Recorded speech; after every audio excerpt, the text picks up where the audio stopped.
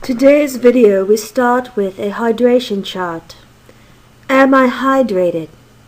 Aim for clear urine at least 10 times per day.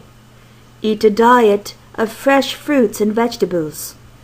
Drink a quart of water before meals. Thank you. So people, how do you breathe when you're going up a mountain? A lot of people go... You're sucking air through a straw, you don't get any VO2 max happening there. You've got to have your mouth open like a slack jaw redneck.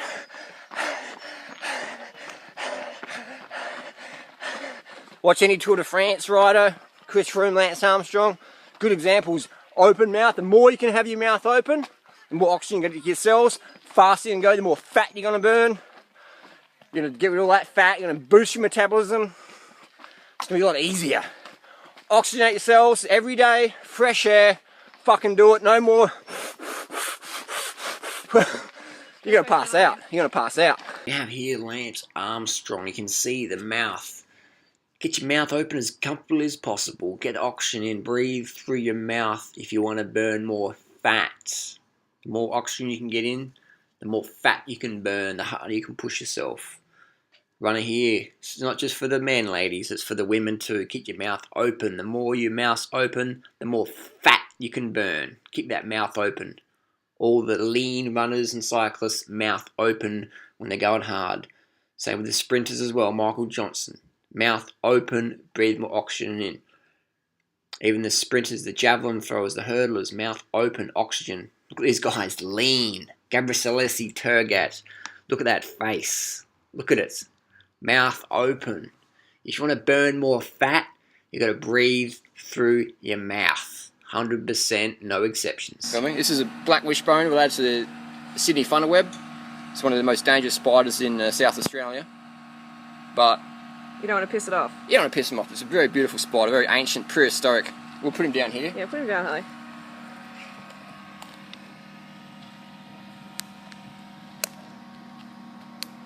Do you want to follow him with the camera?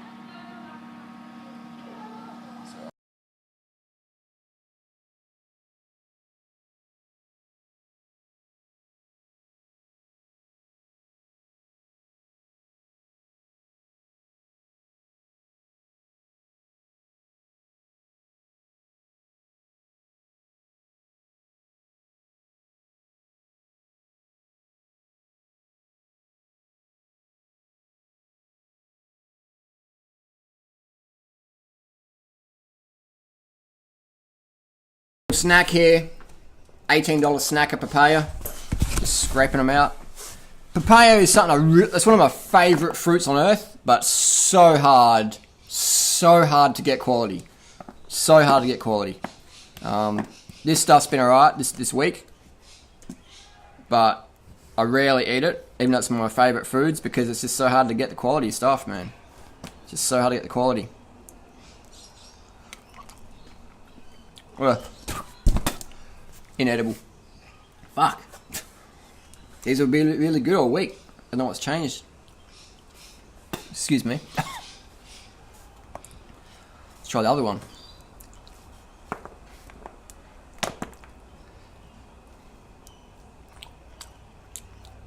Ugh.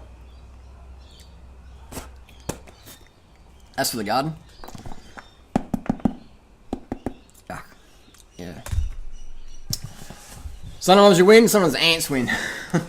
Well, I'll just chuck it now.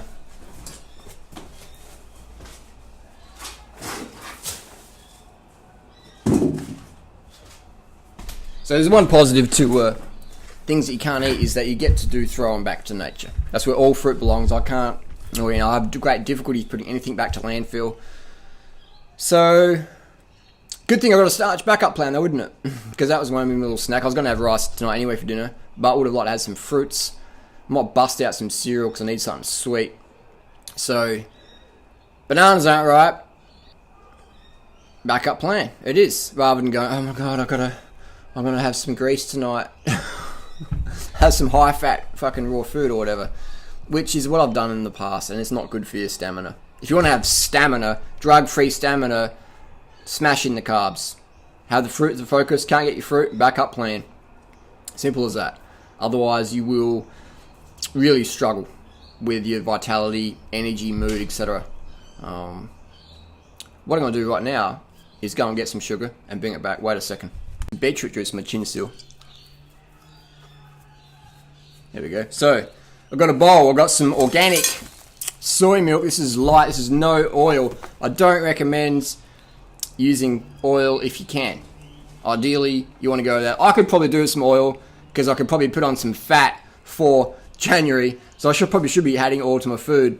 But I like to go the oil-free route when possible. So this is just organic whole soybean, organic rice syrup, a bit of seaweed, a little bit of sea salt. Still pretty low in salt. You're at 300 milligrams per litre. What I like to do, fat, you've got 15 grams of fat per litre. I like to cut it with a bit of water, so make it even less fat. And let's do some of that. We've got some coconut sugar, organic coconut sugar. This is about $40 US worth here. It's about a kilo, 2 pounds. Put this over here. We've got some cereal. These are about $8 a packet. This is 1 pound. About 10 grams of fat for the whole packet. So I like to keep it under 30 grams of fat per day. Just feel better that way, and unlimited carbohydrate. So, how many servings you got in here? You got 10 servings in this box of cereal. 10 servings. One serving's 45 grams, like an ounce and a half. How many servings do you think Durianrider's going to have for one meal? That's right, 1 serving for 1 athlete. For 1 person, what's high energy, nothing left. Put the plastic bag in the recycling, put the paper in the recycling.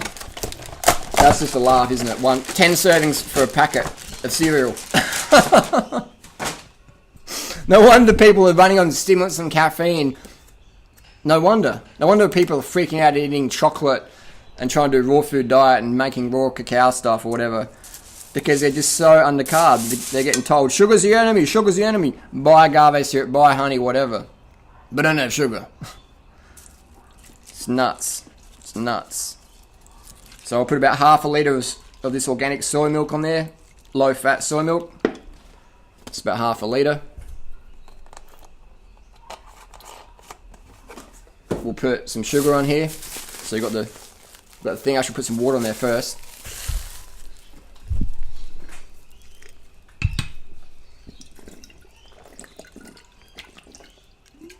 Half for me. Oh, hang on.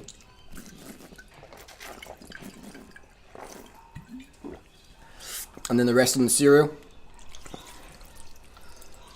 So breakfast for dinner. Let that soak in a little bit. So we've got a 100% organic meal. A lot of my critics said, "Oh, you did a." Here we go. You did the calorie sustain, and that's not organic, Harley. Okay, I just want to give people some options. That's all I wanted to do. So people want to, probably 95% of my calories or more are organic. I don't know anyone on earth that spends more money per year on organic food than myself. Than moi. I'll put the challenge out there. I don't know anybody on the earth, planet Earth, spends more money on organic food than myself. So if you want to criticize me, that's cool. But step back and look at the bigger picture. Do you spend as much money as I do on organic food per year? I didn't fucking think so. So please, zip it. Get a zip tie and zip it. Or, walk your talk, spend more money than me on organic food as an individual for your personal consumption, and then I'll take what you're saying seriously. Otherwise, they're just troll comments, really, aren't they? So I'm going to roughly weigh this. We'll get at least 200 grams of sugar on there.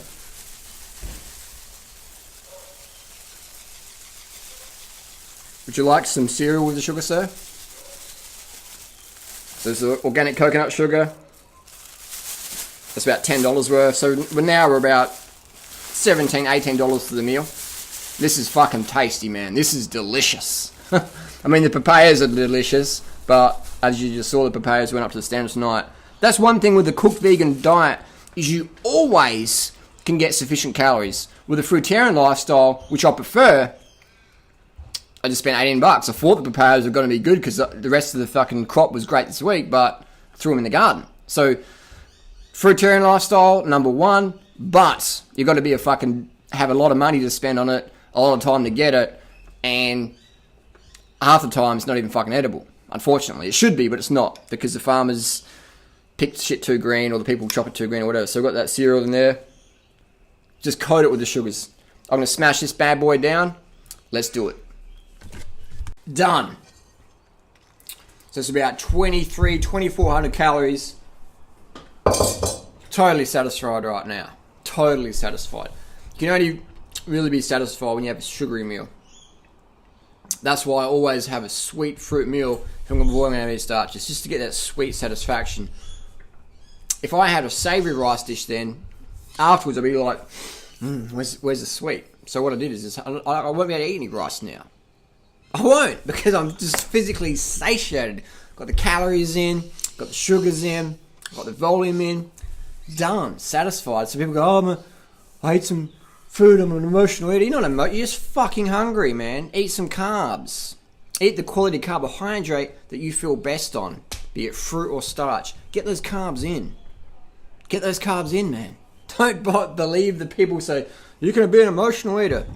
Because either they're sincerely wrong, sincerely wrong, or they're selling some sort of emotional conditioning paradigm, program thing. Come to my retreat and we'll teach you how to do this and that. So you got to be careful. You got to be careful. A lot of people out there, I mean, I got an email today that says, I'm really disillusioned with the raw food lifestyle at the moment. Because it seems that all my people I really put on pedestals, that I really put up there, are fake as fuck. Corporate sharks. Pretty much, man. So, it is. I mean, look at pretty much anyone in the raw food movement that's got a substantial following. Corporate sharks. That's not always a bad thing. It's not always a bad thing, but when you deal with sharks, you can expect to get bitten. Get bitten on your ass by the corporate sharks. So, corporate's not always bad, but I find it very hard to handle and deal with, because I don't like fake people. I like people who are upfront and honest versus love and hugs. Generally what we find in the spiritual world, health world, raw food world, the people that say the most love and hugs, kisses, love and pictures, whatever, generally are the most fake as fuck. People expect me to be an arsehole, because I pretty much am most of the time. Then people meet me in real life and go, well, you're not an arsehole in real life, are you? Actually pretty down to earth. Whatever, but one thing I'm not going to pretend to be, and that is on camera, is that to be fake and love and hugs, and then you see me in the street and I just dismiss you, like, look you up and down like, whatever. Why would I want to talk to you? Are you going to further my career? Oh, hey guys! Wow, you're like, got a marketing agency, hey, we should do the fucking, whatever, you know, like, whatever. So I find it hard to handle fake people. But that's just me. I did a video the other day about how Americans are gullible. That was probably not the best word to use. Another word is trusting. That's what I meant to say. I mean, gullible and trusting are pretty the same, aren't they? For me, they're pretty the same. So why are Americans so trusting? Because when I go to the US, everyone is pretty fucking nice over there. I see it. I see how people interact. In Australia, because we're a land of convicts, right? We're a land of convicts. Bit more crazy over here, but in the US it seems people are more trusting. It's weird.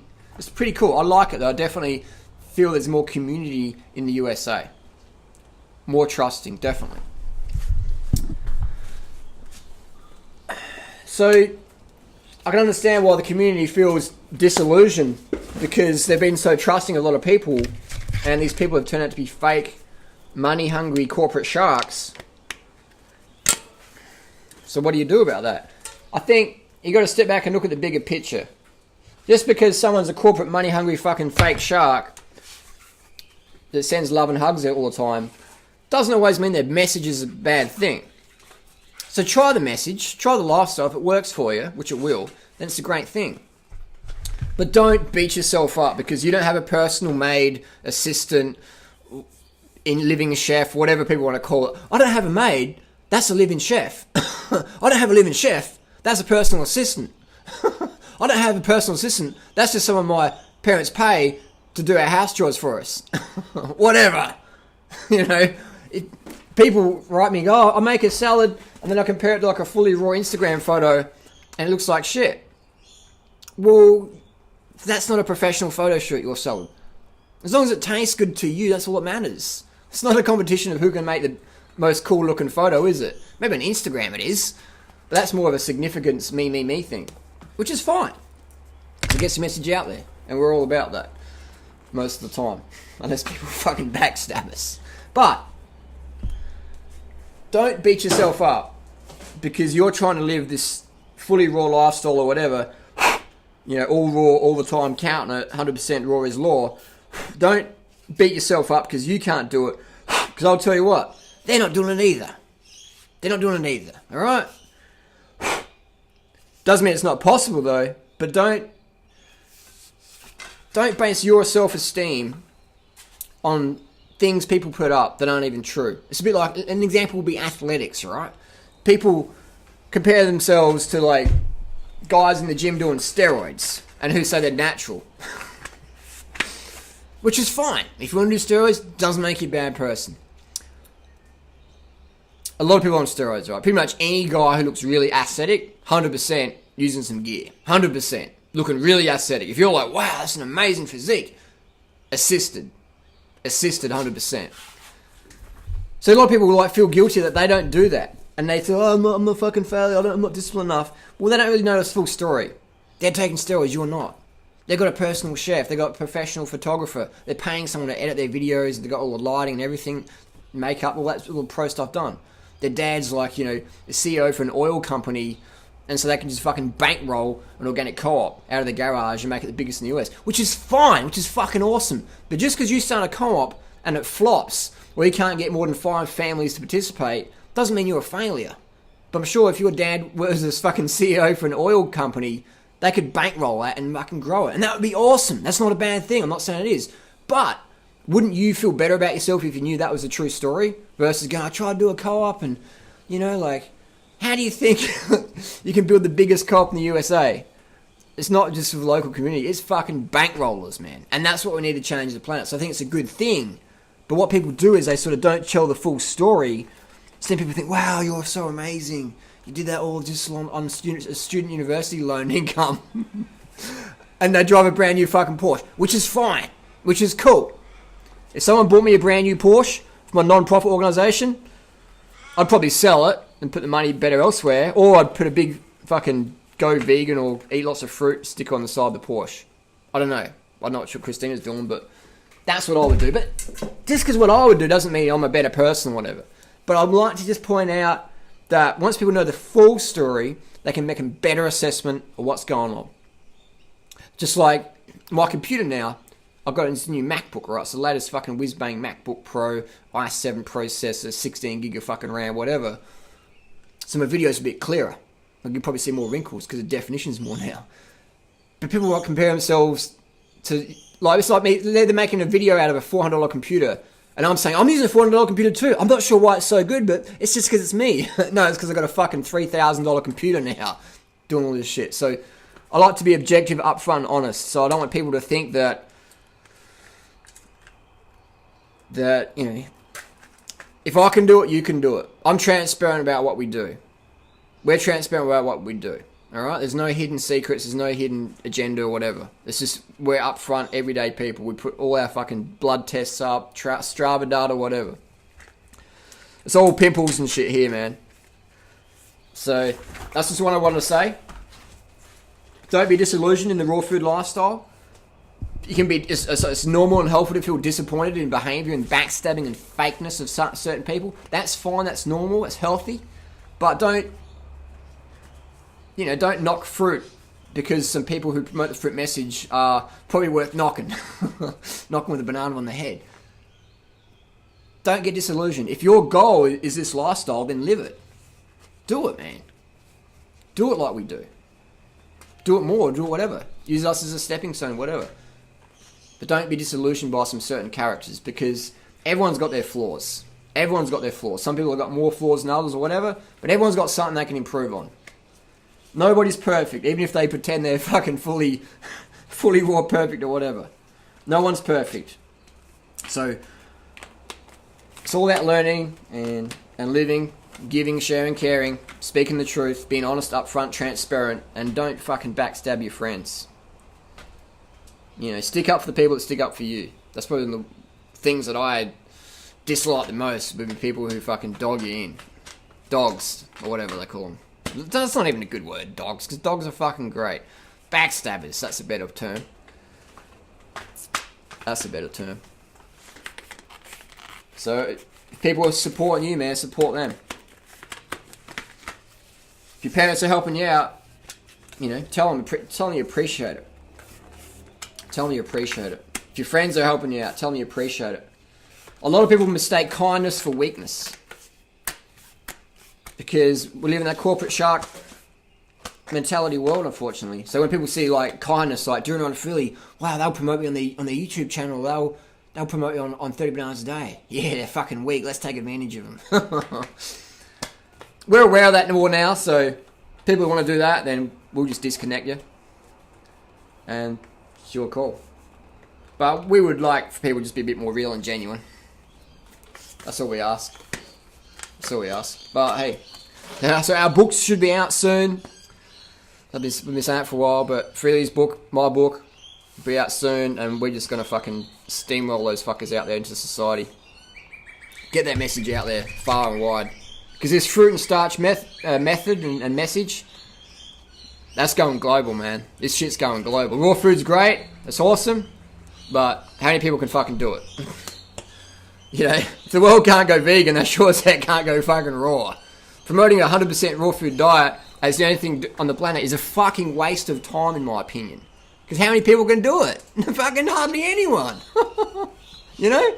It's a waste of time promoting something that only the elite, high-class, affluent people can do. Who speak a lot of affluent.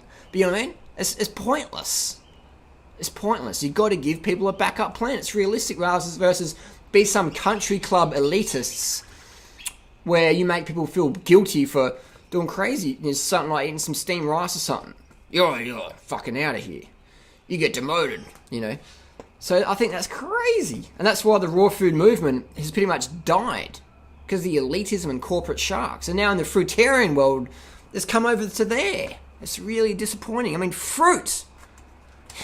How does it fucking get corporate, man? That's fucking crazy. But we see that all the time in things like cycling and running.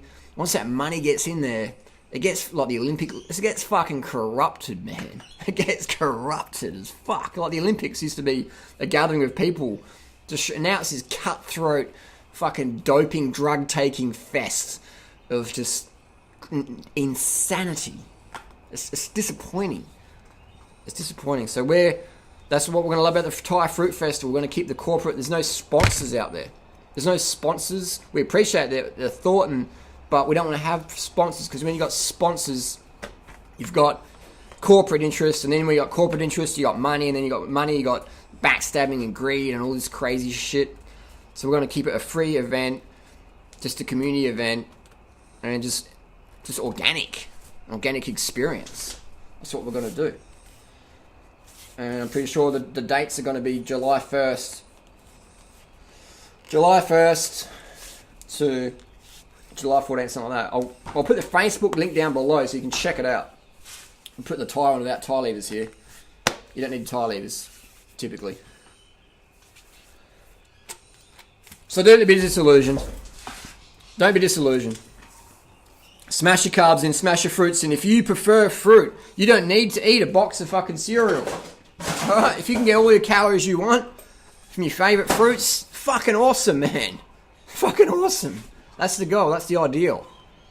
Do that. Don't think, oh my god, Durianrider eats like vegan pizzas or whatever, or cereal and sugars and stuff. I have to do that. No, you don't. You can try it if you want. If you like it, keep going. Otherwise, stick with your fruits. you think I'd be eating that if I had like unlimited supply of organic high quality fruit just at my fingertips? Hey mate, make us a fucking smoothie. Make us a fucking juice. Hurry. I want to put you on Instagram. I'll make all this shit. If I had that situation of all that amazing, for sure, man. Smash it in. Good on you if you got that opportunity. Just give the mate a bit of food as well. Give them a bit of significance. But hey, not hating, just saying. Post your comments and questions down below, and we'll see you soon.